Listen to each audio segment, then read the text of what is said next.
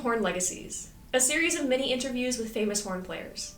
Today I have the privilege of speaking with Florida State University horn professor Michelle Stebleton. Michelle has taught at Florida State for over 35 years while maintaining a vibrant chamber and solo career. Could you talk about how you balance what I know as a current student and alumni is a near 30-person horn studio, full-time job, and such a prolific recording career? Wow.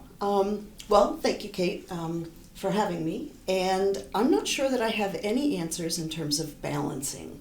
I can safely say that I have not had work-life balance. No husband and no children makes that really easy.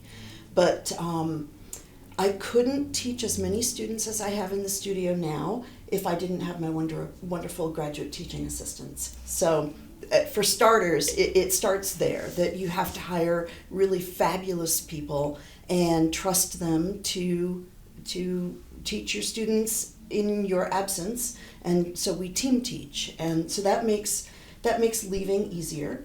And then when I go away, I've figured out finally how to hand off my students to the graduate students so that I can be fully immersed in what I'm doing when I'm on the road. As far as practicing, my normal would be to warm up in the morning and then do most of my practicing in the evening or in the afternoon and evening after school.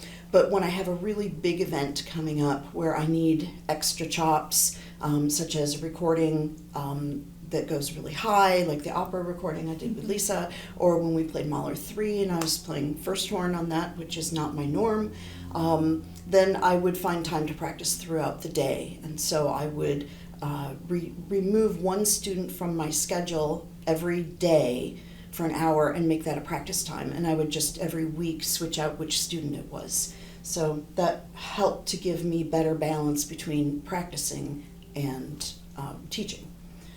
But I don't know that there's any life-work balance, and that's the secret.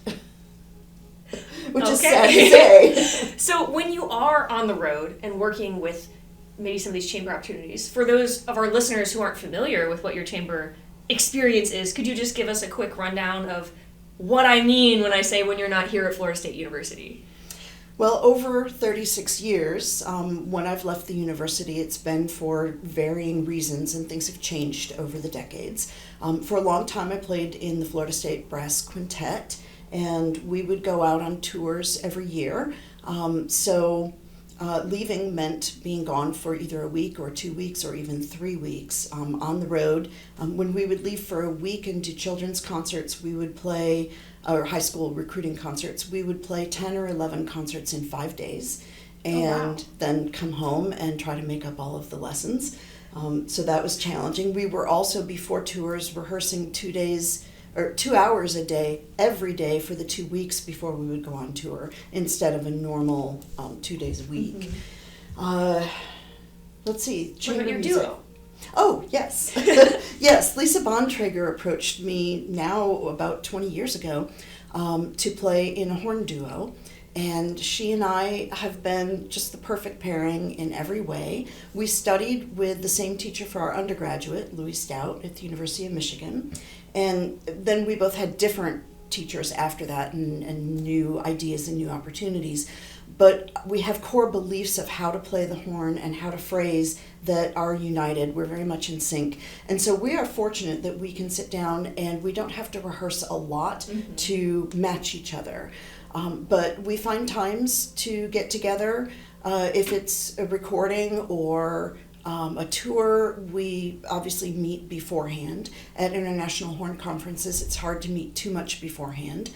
We learned finally that we could rehearse by phone and text. How does that work?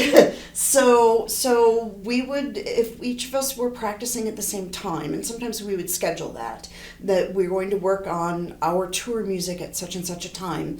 And then we'd get to a phrase and I'd call and say, how much retard do you want to take here? And well, play it. Okay, so one of us would play it. No, I think it should go this way. And we would have our democratic vote and decide how we wanted to do something by phone. And sometimes it would have been a text. Hey, do you want to take a group breath in this measure or not? And so we found efficient ways to practice together even though we were a long way apart. Now that, I would say, is a great example of finding a way to balance your chamber career and playing with others while not even being physically in the same place. That is really interesting. I'm going to steal that from you. And then one of the great things about playing in this duo with Lisa is I have to say that was always the highlight of my year. Every time that I play with Lisa, that's the most happy that I am playing my horn. And so that means that I think it's easier to give more of your time and more of your life to it. Mm-hmm. It's something you're passionate about. Yeah, so then when you're giving away your time, it's your hobby time and you're happy instead of work time and being all upset that I have to go to work. Okay. That's great advice. Now, something that our listeners probably do not know is that as a soloist, you come with a lot of accolades. You've placed in an international horn competition how many times? I don't know, 5 or 7 times? I wrote down 6. Something like that. That's a lot of times. So, a long time ago, yes. And outside of that, I know that solo work really speaks to you. You have an entire unaccompanied album called Marathon. What inspired you to take on such an impressive project? Well, I love unaccompanied music, and I didn't know that I loved unaccompanied music until I was sort of forced into having to do it. I had played España, as many college kids do, coming through the system, and that was my only unaccompanied piece that I played in college, bachelor's and master's. Unaccompanied wasn't that thing. Popular. It wasn't a thing yet. On your recitals, you had to have classical, romantic, contemporary, but unaccompanied was not a category yet.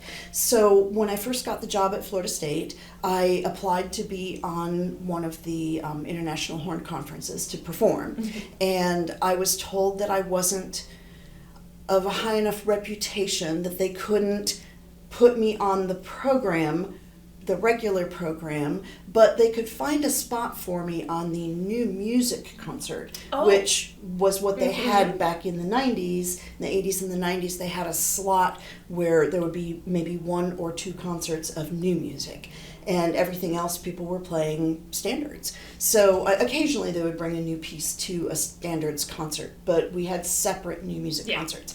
And so I said, of course, I would love to play on the new music concert. I'll commission a piece. And then thinking that it's much easier to show up fully encapsulated and not have to work on a new piece with a pianist you've never met, one rehearsal, that can be daunting. So I started commissioning unaccompanied pieces. And the first was Paul Basler. And so I played a few of his works coming out of the gate in that situation. And I discovered that I loved the musical freedom and integrity and the choices that I could make in unaccompanied music that I couldn't always do in something that was accompanied. So I continued to commission unaccompanied works and find works that I hadn't known about before. And so then at some point I had enough material to make a recording. And so I did, for a summer project, FSU gave me a grant, and I sat down and in 11 days recorded that album, which was a lot. 11 days for a solo unaccompanied album. I had to record 2 pieces every other day and would go in and just crank them out. The album, I'm very grateful that the album was recorded well, and there are very few edits. There are, it averages maybe 1 edit every 30 seconds. So there are some errors in there. There's some things that with editing we could have gone back and fixed, but we left it as a natural recording. No performance is perfect in real life either. Right. So you talked about how you discovered this love for unaccompanied playing through commissioning other works and performing on new works concerts. And I happen to know, because I've played and I've heard, that you are also a composer who writes unaccompanied works. There's a new piece of yours that was performed quite a bit at IWBC this year, as well as IHS. Can you talk about some of your compositions? So, yes, I am a new composer. I started composing in college, actually. I took a composition class at Michigan, and I had some really great teachers, but I didn't fall in love with it at that time. I think because I had assignments that I had to compose something that didn't resonate with me. So, I've composed now 3 unaccompanied pieces, and one piece for two horns and piano, and now a horn octet that was commissioned for the International Horn Conference this year by Legacy Horn Experience. And so it's exciting. I think I started with unaccompanied horn in part because I love the genre, and in part because as a composer, it seems less scary to me to have to write only one line instead of 8 or 15 or 35 lines. But the impetus for composing the first piece came from, I had gone down to Cuba, and I was on a research investigation to sort of take in the music and come home inspired. And my inspiration, I thought, would be to commission music that had a Cuban flair. And then I got just excited to write something that was based on Cuban music and sort of exploit some of the aspects of horn playing that people might struggle with, or you don't know that you're not struggling with it until you link it to your fundamental exercises. So in that piece, there's a lot of what we do in our fundamental exercises, in our warm-ups, that happen to be written down, and if you look at them, they're scary, but when you realize that they're just overtone exercises, it's not so bad. And that piece is? Haye Habana. And so it does have some multiphonics in it. I was also at that point a little bit stressed out over how many pieces had multiphonics that were written only in the male vocal range. And so mine has a couple of notes that are low because I do have a pretty low voice, but most of the multiphonics are written to be higher, and the men are the ones who can readjust the multiphonics to whatever they can do. I actually vividly remember when you were working on this piece when I was here during my undergrad, and I think I own a unpublished version of it, but if you are interested, it is available through Legacy Horn Experience, as well as your other unaccompanied works. Could you name drop them for us? Okay, so the next one was Luna Boliviana, and that one was premiered by Tar Nelson at one of the International Horn Conferences. And that one is my yearning for my friends in Bolivia and the landscape. It was written during the pandemic. And so I also needed to, in that moment, be working on my high register because I realized I wasn't practicing as much as I needed to, sitting on the couch cross-legged, just chilling during the pandemic, and suddenly gigs were coming up. Relaxation, long tones. Yeah, I was like so chill until I got called to sight read Stravinsky in a concert and realized that I didn't have the high range that I wanted. So I started improvising some melodic content, and so the first portion of that piece was just an improvised melody with my longing for a particular place in Bolivia, and then I studied some of the Bolivian music and came up with the rest of the piece. And then I went on to the next one of Hildegard. My student Brianna Ney was planning to play it on a recital that was all music written by women. And on this recital, she programmed Hildegard von Bingen's O Virtus Sapiente. And she was going to play it straight, which is fine. There's nothing wrong with that. But my brain started circulating ideas. Mm-hmm. You could do this over a drone. You could have some interesting drone tones. You could do an improvisation on it. And my brain just went nuts thinking about all of the things that you could do, treatments that you could do to this wonderful chant. And I took it home and I started playing with it. But I didn't want to step on Brianna's toes because she was going to play it. And she said, no, I'm just playing it straight. Like, okay, that's fine. And then one day she came in to her lesson and she said, I'm not going to play it on the recital at all. And I said, okay, just to be sure, you're not playing this, right? Yes. I got excited. Why? Because that second I went home and I started improvising on the chant. And so the chant, it lends itself. It starts out with just a little improv where you still recognize the chant, but then it comes up to a cadence that's in Phrygian mode,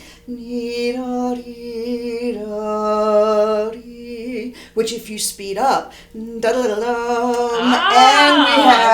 flamenco music. And so the chant goes then through a little process of horn, unaccompanied, hand stop stuff, horn things, bends, and then it goes into flamenco music, and then it winds its way back to the chant at the end. So that's how Of Hildegard came to be. That's amazing. I didn't know that. I heard it several different times at IWBC, so it's kind of catching on right now. But that is really just so cool. So, as we wrap up, I have one more question for you, which is, what is a piece of advice that you wish you had taken sooner? Or had sooner. Not taken, Okay. but had. I think that everyone, when they start their career, needs a mentor. And I didn't have one. And had I been assigned one, that would have been wonderful. Had I known enough to ask for one, that would have been great. I made every political faux pas one could make, and I think had I had a mentor, life would have been a lot easier. So that's an easy one. Finding a mentor early on in your career to help you with the things that no one's going to tell you until they tell you. Until you've already done it wrong. Well, Michelle, thank you so much for your time today. I know that I certainly got a lot out of this conversation. I think our listeners definitely learned way more than they could have elsewhere about the background behind some of your compositions and the career that led you towards all the different things that you're doing. Many of your publications are available through the Legacy Horn Experience website. And for any of our listeners who would like to hear you playing some of these things, or maybe your unaccompanied CD, where can they find your recordings? You can find them on Spotify and Apple Music. So, go look them up.